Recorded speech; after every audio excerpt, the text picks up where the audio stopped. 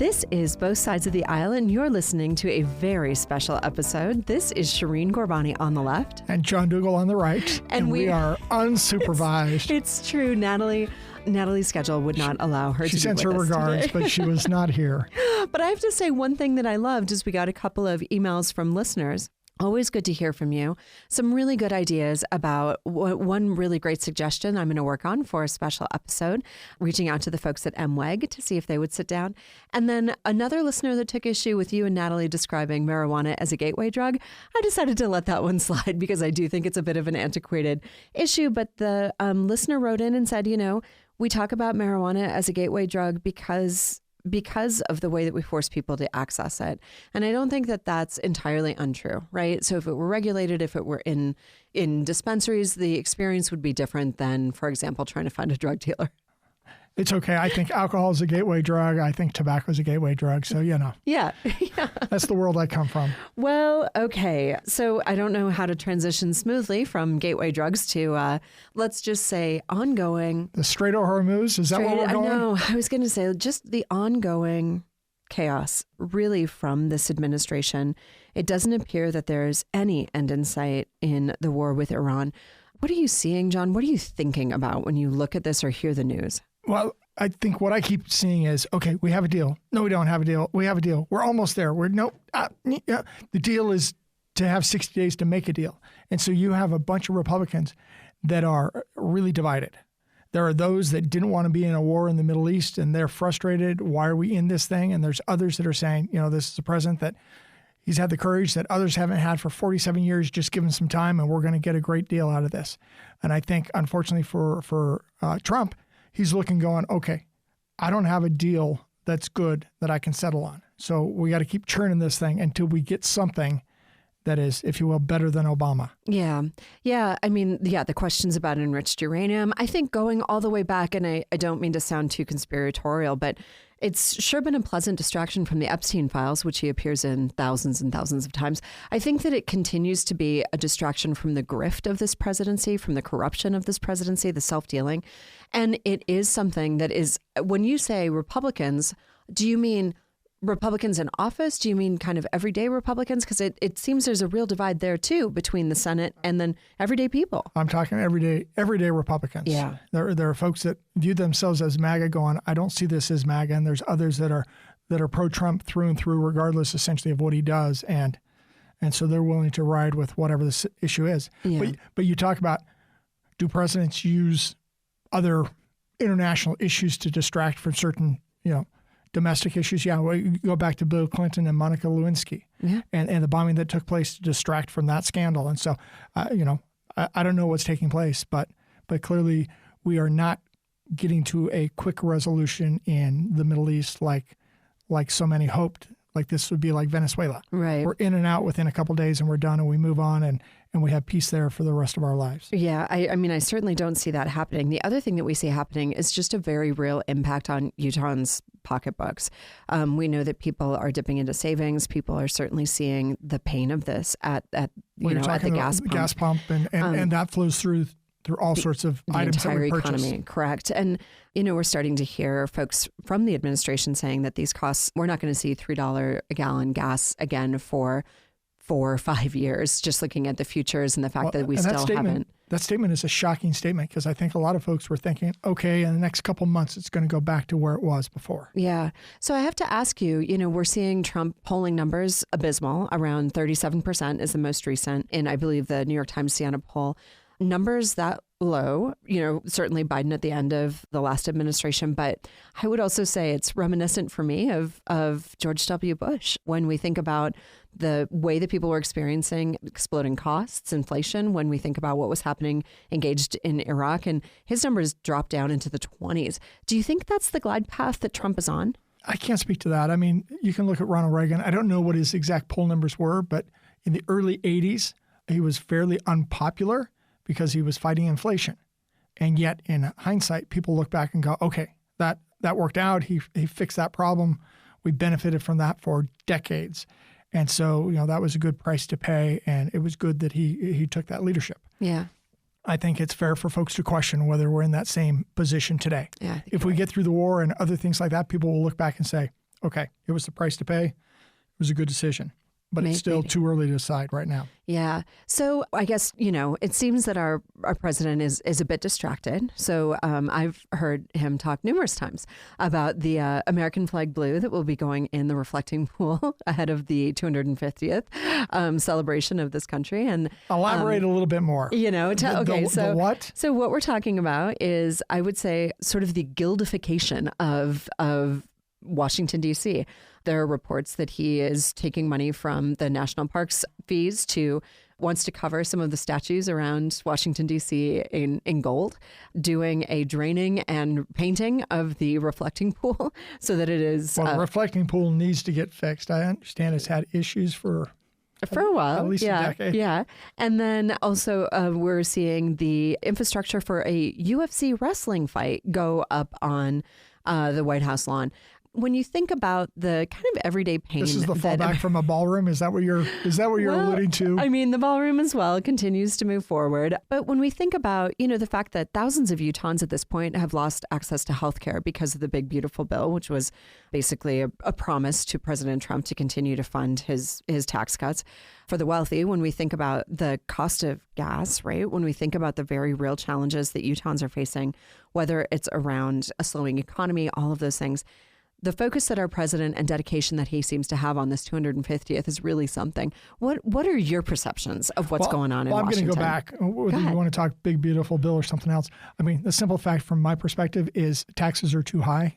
Federal taxes are too high, and so we need to be cutting that. But we also need to be cutting the government. I know you hate that. I hate deficits. I hate debt. And we need to be eliminating the deficits and shrinking the debt. Very much moving in the wrong direction. And so we're moving in the wrong direction there. But in terms of cutting taxes, there are various taxes I think are good policy, which should have been done. Clearly, there's a bunch of other tax policy that's throwing in there that I don't think was good and wise to put in there. So tell me about the 250th. What do you think? 250th. This is one of those things I can remember a little bit because I was 10, 1976. So 200 years and we were celebrating. So I can remember a little bit of the festivities and stuff. And it seemed nice to reminisce about, 200 years from the founding. Right now, I think there's a lot of folks that are, concerned that there's too much focus on the president and not enough on America and the country and 250th and this distracting from the broader celebration across our nation. Yeah. So I think that's right. It does seem like this has become very much about Trump, who has a birthday coming up as well. So it's his 80th birthday on Flag Day, happens to be Flag Day, June 14th. And he is having a hard time keeping the talent that they have booked for this. It sounds like people didn't exactly understand what they were signing up for. It sounded like folks were signing up for a nonpartisan kind of celebration, and then turned out it was more, Trump was in control and command. Do you know what's happening here locally? I mean, it sounds like there are a number of celebrations here, and I do hope that they have that kind of flavor of what you're talking about, that sort of sense of being part of something bigger. But I would just say that I know that there are many things scheduled across this entire state. I hope that people can find something and a way to engage. But I also understand that it's a time that feels fraught to celebrate where we're headed as a nation. Well, for some, they're going to look and say, this grand experiment, we're 250 years in, and look at what we've accomplished and where we've gone. There are others that are clearly going to say, the experiment isn't working so well, and they're going to question the future direction and question how much longer we can go. And that's a key challenge, not just as America, but, relative to China and others. What is the vitality of our economy, the strength of the American dream? And I think the American dream is powerful. Yeah, we need to focus on that. We shouldn't be distracted by any one individual and focus on this broader collective of where we've come from, the legacy that was laid out for us, and our opportunity to lead to a better future. Yeah, I really agree with you there. I will say something else I think that's probably good not to focus on if we want to think about positive items is really how dysfunctional our Congress continues to seem to be. So 2 things caught my eye. GOP leaders delayed a vote on Iran war powers resolution until June. So just kicking that down the road. This is something that I think historically, for example, our Senator Mike Lee would have been very aggressive about suggesting that we need. But it does seem that he is also a person who's interested in maybe not taking that vote. Sometimes we get too selective of who the president is. Don't we? We play, like I've said, Team R, Team D. Depends. Yeah. If Joe Biden, Barack Obama's in office, then Then suddenly Mike Lee cares. Mike Lee cares, and the Democrats don't care. And then you flip it the other way around, and then the parties change, and what they lobby for, champion, all of a sudden flips. It's not a good look. And then that's why I tell folks always, whenever it comes to policy, take a name out and just put the other opposition party's name in there and ask yourself, is it a good idea or not? Is it a good idea? Yeah. If you think it's a good idea for Trump, do you think it's a good idea for Joe Biden? Right.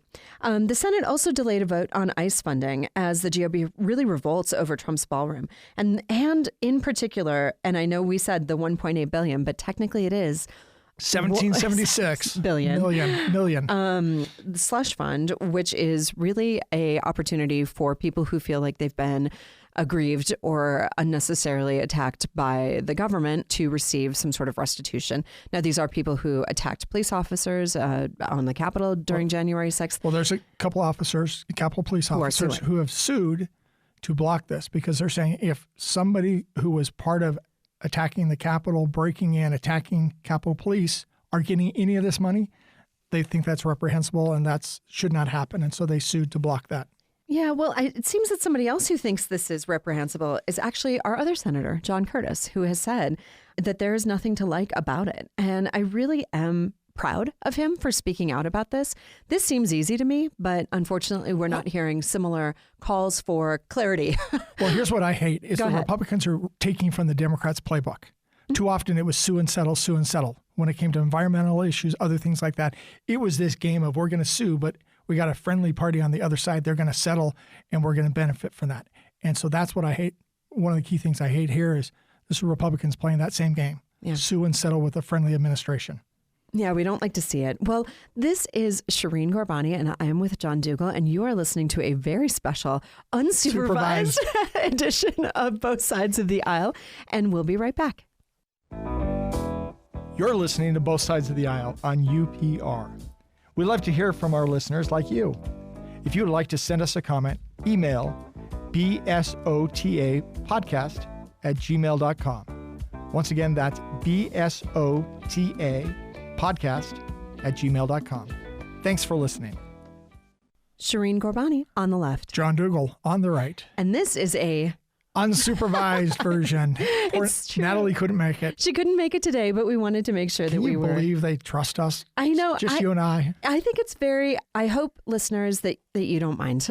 We know that it's nice when Natalie's here to referee a little bit. And also, I do often think that her politics probably catch a large cross-section of our listeners. So if you're feeling those that unrepresented, think you're too far one way and I'm too far the other, and she's right there in the middle. So, well, anyway, it's hard to coordinate three people's schedule, especially as we get into summer. Yeah. Well, thank you for sticking with us and thank you for listening. So a number of things that we could start off here. Post-mortem? Yeah, let's do it. Yeah. Why did the Democrats lose the presidential election? Well, They researched this and put out a report. We don't know is the answer. It's many things. Oh, we know. We just don't want to admit. Well, it's many, many things, I think, is the issue. So this is quite the ordeal inside of the Democrats. Joe Biden said Joe had a stroke. It's not that. Well, let's get into it. So basically what happened is after the loss, so Biden loses. Well, Biden drops out. Kamala Harris comes in. Doesn't win. Yeah, for re-election, doesn't win. And then what is actually very typical, and Republicans do this after a big loss, Democrats do it after a big loss, is what's considered a post-mortem, where they really do go around the country. And the idea is that they're engaging in focus groups, really ideally in swing states, but often everywhere, to understand, what people's perceptions were of what happened and how things went. Now, what was interesting about this is that in particular, the DNC chair, so the Democratic National Committee chair, Ken Martin, promised when he ran for the chair that he would release the report. He would let people know what had been found in this autopsy of the post-election aftermath. And he said, well, we released the learnings. We released the lessons from it. And a lot of people, I would say on the progressive left, on the left in general, in political circles, said, that's not enough. Like, we want the full report. Well, then something unusual happened. Ken Martin ran into one of the guys at Pod Save America at some event in D.C. and said, I'd love to come on the show and talk about it. So he did. And he was asked point blank, why have you not released this report? And the answers were infuriating. I think if you were just any person who's listening to somebody bob and weave in a way that was just not done very artfully. It just felt like a con. Like I just wanted to say, just tell us what happened. Well, then on the day, frankly, that the Republicans announced the Trump administration announced the slush fund to repay people who stormed our Capitol during January 6th, just a number of terrible things that the Trump administration was doing. Democrats, kind of in true form, put the report out. And it is a disaster. Under the cover of lots of other distractions. Well, you would think, but I mean, it really took up space because of truly how magnificently poorly executed it was. It was incomplete. It wasn't fact-checked. It wasn't, I think in any possible world, it would not meet muster. And Martin did come out and released a statement saying, here it is in its full horror, and went on to say, it didn't meet my standards. This is not, a complete report. And I think why the months of sitting on something? You could have just said that. This is not what, this is not me. They knew it was bad and they didn't want to release it. But more than that, it wasn't just bad. It was poorly, so the feedback wasn't good, but also it was poorly executed. And I think as a person who is very concerned in particular about the way that there was, I think, a total mishandling, and we continue to see just unbelievable violence directed towards Palestinians, there was no mention of Gaza in the report at all. So that wasn't even an area that was explored, right? So when you think about... So to what extent, I'm going to walk back because I haven't read the report. I've just read various things about it. But what I heard is it really didn't even touch on Joe Biden and his issues and the debate performance that was abysmal that all of America watched. And I understood it didn't even touch on that type of thing. It didn't. And this is where I look at these postmortems, and it's people don't want to be honest. No. It doesn't matter if it's, in this case, it's the Democrats, the Republicans. They just don't truly want to lay out what the issues are, because then they'll have to point fingers to say, okay, this didn't go well. We didn't fess up to that. When you watch Joe Biden melt down on a debate stage. Oh, yeah. And then you pretend like he's capable, and Joe Biden has come out and said, I was fearful that he was having a stroke. Jill Biden. Yeah, Joe Biden. Yeah. About Joe Biden, that Joe was having a stroke. Well, and then she takes him to the Waffle House afterwards. This is not what you do when somebody's having a stroke. It makes no sense. And then when the Democrats didn't call for him to step down from office because of his health issues, this is where it's like the American people look at that and go, you guys are covering up. And then you see this that doesn't even touch on it. Yeah. And I think that's, for me, at the core of this. A lot of people, I mean, this is pretty inside baseball. But I think that there's a real, it's an indication, it's a symptom of a broader issue. And it's this issue of not wanting to be honest with ourselves about where we are or where we're going. And I certainly see that on the right. I mean, I'm not, I think you often are like, oh, it's a both sides issue. I really do think it's a both sides issue. I think if we can step back and be honest about what the second rise of Donald Trump means to a Republican Party, it's grim. Like, it's not good. What is actually going on inside of our politics and inside of our country that allows that? Something is fundamentally wrong. To look at what happened with the end of the Biden presidency, him not, the people around him encouraging him to stay in the race, frankly, absolute, I think Kamala Harris, given the circumstances, did a pretty good job. That was a terrible circumstance to be put in with 100 days to go to the election. With Joe putting his thumb on the scale in her favor. In her favor. Because somebody else might have done better. The entire situation was so poorly managed, and I do think it is an indictment of our broader politic. But anyway, thanks for letting me get into it. I was pretty upset about it. So how do you really feel? Yeah, I know. Turning to another issue that is something I feel really passionately about is this issue around, I know this is a strange pivot, but long-term care and aging Americans. So this is something that I think is, something you've personally had to deal with aging parents who are looking for safe places to be. I think many Americans find themselves really stuck in this situation, but really the problem is that most seniors can't afford long-term care. 70% of them are going to need it before they die.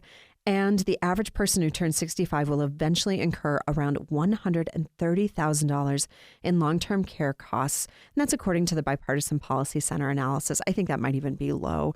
Tell me a little bit about even just your own experience with this. So I have four parents, my parents and my in-laws that are all in their 80s and all in different states of health conditions, stuff like that. Unfortunately, tragically, my father-in-law got hit by a car on Thursday and fell and broke his hip. And so we're now dealing with that. But he was the caregiver for my mother-in-law. So now the family's rallying to try and wrestle with that. And then you've got, my parents that are aging. And so it's where do you have assisted, independent living or assisted living facilities, so forth, to help them at different states along the way? What are the costs? How does family come in? For a lot of Americans, their parents live in different places than they are. Yeah. I've got a large, family, 11 brothers. Well, there's me. Yeah. So there's 11 kids, 10 brothers and sisters. And so we can all jump in different ways to try and help care for our parents. Some of us are local, some are remote. But for other folks, there's only one or two kids, if any, and they may live on the other side of the country. Right. And how do you reach out? How do you help? I've got a friend, and she flies out across the country to state in the South a couple times a year to help out, but is not there day in and day out. My parents are 6 miles away from me, so I can be there every day if I need to. Right. And I mean, what we know is that the private market for long-term care insurance has largely collapsed, right? So only about 3% of people over 50 hold policies. This is categorically... And we think the government's taking care of it. A lot of people think Medicare is going to cover it, and Medicare does not cover certain long-term care. Yeah, so that's the thing. So it's a mix of Medicare and Medicaid that usually is involved if you're if you are lucky enough to even have access to a facility like this. But this is something Democrats are getting really focused on and trying to understand as we have an aging population, especially folks who have had fewer children. What are the policy answers here? And I'm just wondering, when you kind of think high level about it, what do you think? Or go ahead. Yeah. So I have a few ideas. I mean, I think this is a place where we have seen a market collapse, right? And it's a similar thing, and not dissimilar, I think, in some ways from childcare, where the cost is high to have this kind of care in our society. The workforce is limited and needs to be paid. It's a tough job on either end of the spectrum. And we need folks who are focused on, a healthcare background, especially for that elder care, and finding folks who want to work in that environment when they can work in a hospital often and make more and have less, stress. It feels like a market challenged environment. So I do think this is a place where we have to have really strategic and smart government investment. I'm going to say I don't think it's a market collapse, but it's a market challenge. I agree with you, because historically, I think it was viewed as the kids take care of their parents. Yeah. And we have shifted in that, and now we've got folks living longer. And so we're trying to figure out, what does that mean? Yeah. Now, I know for you and others, it may be we need more government involvement. The concern I have there is we get really rigid, we get really bureaucratic, and we drive up the costs even more. Yeah. And we don't think of the total cost of care. Right now, I see some of the dynamics with Medicare for my dad, and it's like they're paying for this, that, and the other. And I'm like, we would not normally just be paying for that, and yet the government is flushing this money out. Yeah. Sometimes in some cases, in some cases where I'm going, I don't think that's a wise expenditure. Yeah. I will say this is a place where if you're not a person who's kind of closely following private equity plays a big role in nursing homes and in aging facilities around this country.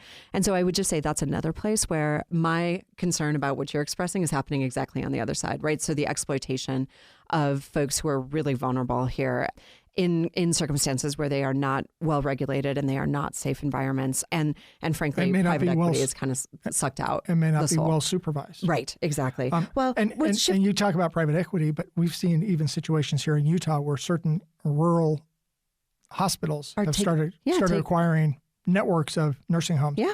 And taking some of the money out of it, so the care has gone down as a result. Yeah, waste, fraud, and abuse. So would love to see that actually addressed in this country.